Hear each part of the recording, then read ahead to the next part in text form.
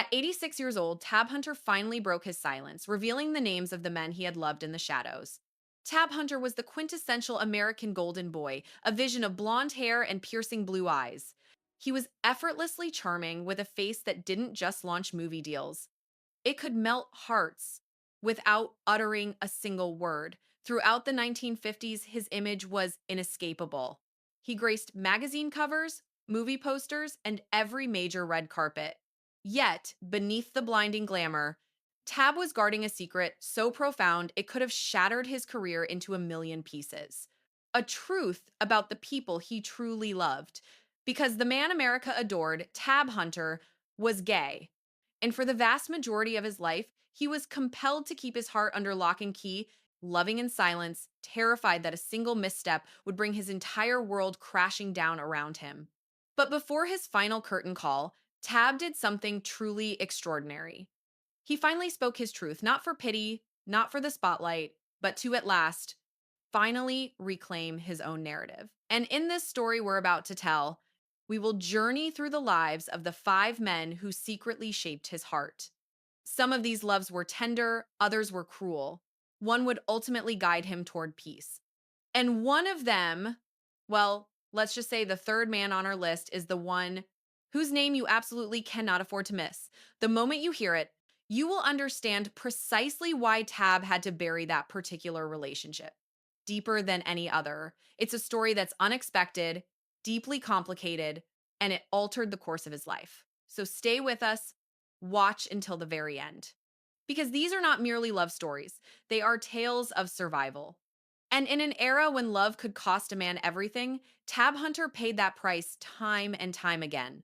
If you believe that every person deserves the freedom to love, regardless of who they are, show your support by liking, subscribing, and ringing that bell. This is the story Hollywood fought to keep buried. And believe me, the third chapter will leave you speechless.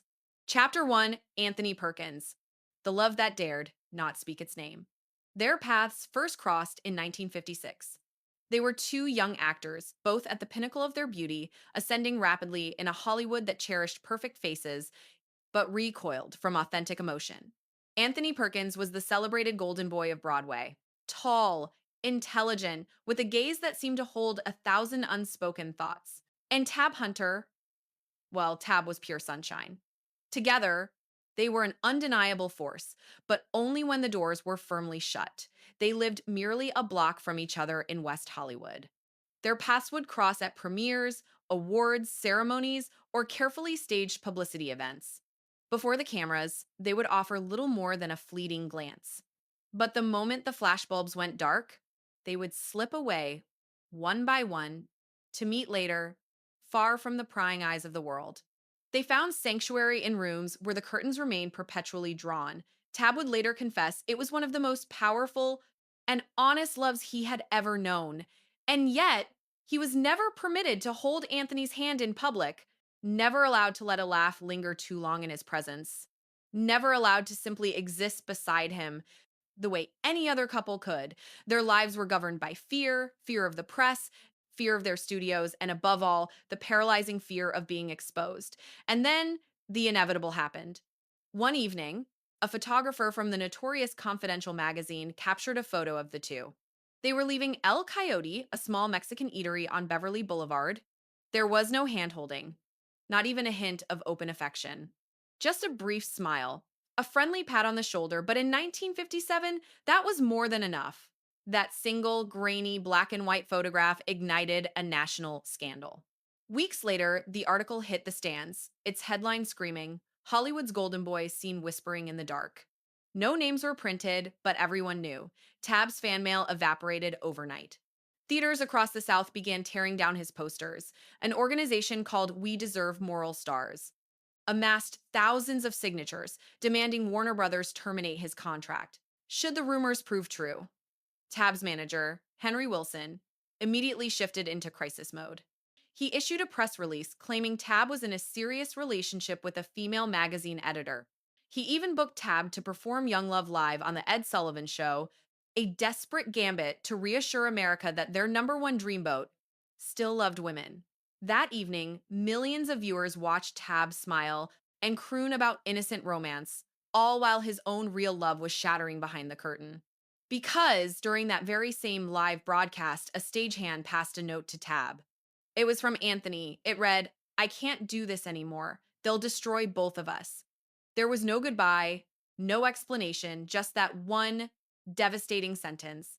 And just like that, it was finished. Tab never looked at Anthony the same way again. Not because the love had died, but because the world had successfully turned their love into a crime, a risk, a liability. Years later, Anthony Perkins would achieve immortality playing Norman Bates in Psycho, a role that cemented his legacy. Tab, however, would quietly fade into less prominent projects, still handsome, still kind, but forever carrying a heartbreak that never truly mended. In his interviews, Tab never cast blame on Anthony. He understood. He too had lived in that same fear. But once, just once, he said something that revealed everything about the depth of his pain. "I was praised as the embodiment of masculinity, but I was never allowed to be a man in love." Chapter 2, Ronnie Robertson. The Letters That Burned. Before the tabloid headlines, before the public scandals, before fear even had a name, there was Ronnie. Ronnie Robertson. He wasn't merely a world class figure skater, he was grace personified, young, elegant, and utterly dazzling on the ice. He moved with a freedom that suggested he had nothing to hide. And for a fleeting moment, Tab Hunter envied that freedom immensely because with Ronnie for the very first time, love felt playful, sweet, and almost safe. They were introduced by a friend in the early 1950s, long before Battle Cry, before Confidential magazine, before the entire nation was watching Tab's every move. Ronnie possessed a laugh that could slice through the constant noise inside Tab's mind. They didn't need many words. Just gentle touches, subtle glances, and quiet. Hours spent listening to records in dimly lit rooms, a world away from Hollywood. They could never call it dating, not out in the open. But behind closed doors, it was absolutely everything. They exchanged letters, dozens of them pages brimming with inside jokes, playful code names, and notes about their secret meeting places. Tuesday at 3, same trail in Encino. Tab would conceal them beneath his mattress, reading them after grueling days on set like they were tiny prayers, proof that someone, somewhere, saw him. Not the movie star, but the man. For a time, Ronnie was his escape, the pause button on his life. With him, Tab didn't have to be perfect, he just had to be real. But in 1952, everything changed. That autumn, Tab was arrested during a late night gathering in Walnut Park, swept up in a police raid designed not for justice, but for public exposure. And though he was never charged with any serious offense, the media frenzy was instantaneous and brutal. Reporters set up camp outside his apartment. Former friends became paid sources. And silence, which had once been his shield, now felt like a trap. Then one day, in the midst of it all, a package arrived for Tab. There was no return address. Inside were photocopies of the letters he had written to Ronnie, with passages highlighted and underlined. Alongside them was a typed note. "I have more. Reuters and Confidential are both interested. I need $10,000, 3 days." It was from Ronnie. Tab never revealed what wounded him more, the betrayal itself or the cold, clinical way the demand was written. There was no apology, not a single trace of the boy who used to skate backward, laughing like a child. Just a cold, hard demand. Tab paid. Nearly all of his remaining savings from a recent ad campaign went into that hush money. There were no lawyers, no confrontation, just silence. Again, the silence he needed to survive. That very night, he burned the remaining letters. Every single envelope, every cherished memory went up in smoke in a kitchen sink ashtray. Watching the paper curl and turn to black, Tab later recalled, was the only time he felt he was erasing love with his own two hands. Years would pass, and Ronnie would fade into memory, just another name that Hollywood buried. But Tab never forgot. How could he? Ronnie was the first man who had made him feel. Chapter 3, Rudolf Nureyev. The fire that couldn't be tamed. He was chaos, elegantly wrapped in grace, a rebel in ballet tights, a tempest disguised as a swan. Rudolf Nureyev never simply walked into a room. He exploded into it. A Soviet defector, a global ballet icon, he was renowned for his gravity defying leaps, his mesmerizing eyes, and a temper so fierce it could set a rehearsal hall ablaze. In the 1960s, he was the most dangerous kind of beautiful, and Tab Hunter should have known to stay away. But desire rarely asks for permission, and this time, it certainly didn't ask for safety. They met through a mutual acquaintance at an intimate after party in West Hollywood. Nureyev was fresh from a sold out performance at the Shrine Auditorium. Tab, meanwhile, had just finished filming a mid budget Western that no one would ever remember. Their worlds could not have been more different. So, too, were their rules. Yet, when Rudolph laid eyes on Tab, those rules simply vanished. He strode directly toward him, held his gaze, and declared with absolute sincerity, "You're even more striking than your posters," before laughing as if it were the most natural thing in the world. And that was how it started, not as a relationship, but as a powerful collision of two worlds. It was an ephemeral affair, something Tab never dared to label as love, but it was utterly intoxicating. It was the kind of magnetic force you don't try to analyze, you simply surrender to it. They met perhaps 4 times in total, always within the seclusion of private homes, always under the cover of darkness. There were no photographs, no written words, no promises made. Nureyev was audacious where Tab was guarded. He would make daring jokes in public, his hand brushing Tab's elbow in a crowded room. He'd lean in just a little too close during a hushed conversation. Every gesture was a gamble, and it petrified Tab. Because during that era, Tab was desperately trying to preserve the fragments of his public persona. The major studios were creating distance, and casting agents had ceased to call. A single scandalous headline could have been the final blow to his career, but Rudolph was indifferent to such threats. Having already broken free from one empire, he had no intention of kneeling before another. One evening, after a long night in the Hollywood Hills, Rudolph leaned close and whispered, "Why do you conceal your fire? You could burn so magnificently." Tab offered no reply. He only smiled. He kissed him one last time and walked away. They would never see each other again. Years later, in an interview, Tab would summarize his time with Rudolph in a single poignant sentence. "He reminded me what it felt like to be truly alive, and the price one pays to remain that way." It was a fleeting chapter, a brilliant flash in a vast darkness, but it left an indelible mark. Because Nureyev wasn't merely a man Tab desired. He was the man Tab could never be unapologetic, untamable, and utterly free. In a world where Tab Hunter had spent his entire existence tiptoeing through the minefield of celebrity, Rudolph Nureyev danced right over it, laughing as the ground exploded harmlessly beneath his feet. Chapter 4: Roddy McDowall, the friendship that lingered on the edge of something more. If any man ever truly understood Tab Hunter without needing to ask a single question, that man was Roddy McDowall. They connected in the way so many closeted men in Hollywood did back then, through shared work, through hushed conversations, and through knowing glances across a room. They found each other at industry dinners where the smiles were unnaturally wide and the trust was perilously thin. Roddy was already a luminary in his own right, a child actor who became a stage veteran and then a cult icon. But unlike so many in their circle, he possessed no arrogance, only a profound gentleness and a keen eye for souls who were quietly coming apart at the seams. Tab and Roddy didn't fall in love instantly. Theirs wasn't a story of fire, it was something more gradual, softer, a trust constructed in shared silence. They would pass hours together, not in clandestine trysts, but exploring bookstores, wandering through art galleries, or taking long walks on the beach, coffee in hand and caps pulled down low. There were no grand pronouncements of affection, but there were looks, lingering ones, secure ones, the kind of eye contact that communicates, "I see all of you and you are safe with me." Roddy never pressured him. He never pried into Tab's past or demanded more than Tab was willing to offer. Yet, he was a constant, steady presence. They developed a ritual every Sunday morning. They would convene at the same Santa Monica cafe, order the same drinks, and discuss everything except Hollywood. Roddy would arrive with books, and Tab would share old photographs, and together they built a small, private world. It was a world where neither of them had to perform, and within that sanctuary, something slowly began to change.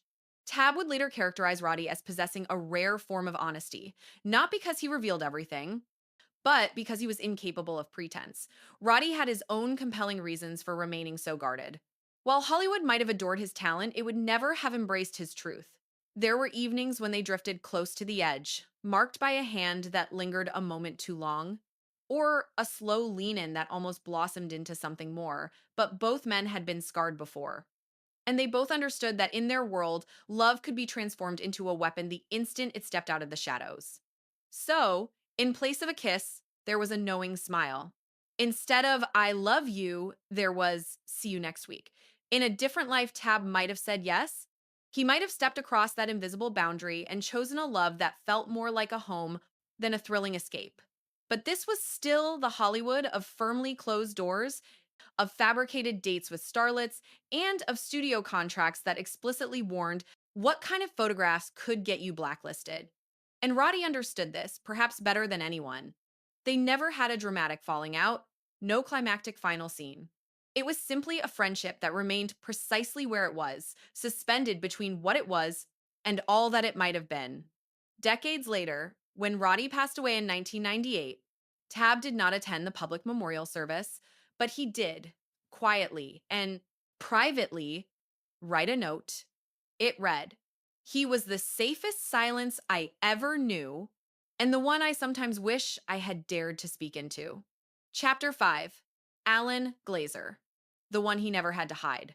By the time Tab met Alan Glazer, he had nothing left to prove to the world, yet he still had everything to protect. Hollywood had already chewed him up and cast him aside. The telephone no longer rang with the same urgency. The torrent of fan mail had dwindled to a trickle, and his face, once a fixture on every magazine rack in the nation, had receded into the quiet corners of nostalgic memory. But perhaps that void is what finally made space for something genuine. Alan was not just another film producer. He was younger, driven, and exceptionally smart. Sharp in a way that didn't seek to outshine Tab's legendary past, but rather to understand it. He had grown up admiring Tab from a distance, and when they finally met, it wasn't a moment of lightning or scandal or danger. It was steady. It was deliberate. It was safe. For the very first time in his life, Tab Hunter didn't have to perform a lie to be worthy of love. There were no more stage dates with actresses, no frantic phone calls from managers in the middle of the night, no more threats, no more edits, no more headlines. There were just two men, two dogs, and a peaceful home in Santa Barbara, complete with a stable of horses and a garden that always needed tending. Alan didn't desire Tab's carefully crafted persona. He wanted his unvarnished truth. And long after the world had stopped paying attention, Alan leaned in and posed the one question no one had ever dared to ask. Are you finally ready to tell your own story? Tab's answer was yes. Together, they co produced Tab Hunter Confidential, first as a book and later as a documentary that drew back the heavy curtain on everything he had been forced to endure: the studio manipulations, the public deceptions, and the private heartbreaks. In the memoir, Tab officially came out, not because he was seeking applause, but because, at long last, he no longer felt afraid. The book stunned people, the documentary deeply moved them. For the first time, Hollywood looked into the eyes of one of its own forgotten sons and seemed to say, "We are sorry." Tab, however, did not live with bitterness. He never asked for retribution, he never demanded to be remembered. All he truly wanted was peace, and for 35 years, until the day he died, he found it with Alan. In interviews from that time, you could hear it in his voice: a lightness, a quiet joy, a sense of freedom he never imagined he would live long enough to experience. And when asked why he had finally revealed the truth, Tab said something that, more than anything else, sounded like true closure. Because I wanted to say thank you to the man who loved me when I had nothing left to offer but the truth. On July 8th, 2018, just 3 days shy of his 87th birthday, Tab Hunter passed away in that same quiet home with Alan by his side. There was no scandal, no secrets left to tell, and no more shadows to hide in. He departed this world not as the all American boy next door or the poster child for an identity he never owned. He left as a man who had finally, fully lived as himself. And perhaps that is the true story of Tab Hunter, not merely a chronicle of his lovers, but a profound journey from a scripted existence to an honest one, from a love that hid in the dark to a love that bloomed in the light. It serves as a reminder to every one of us that it is never too late to tell your own story, and it is never too late to be loved out loud.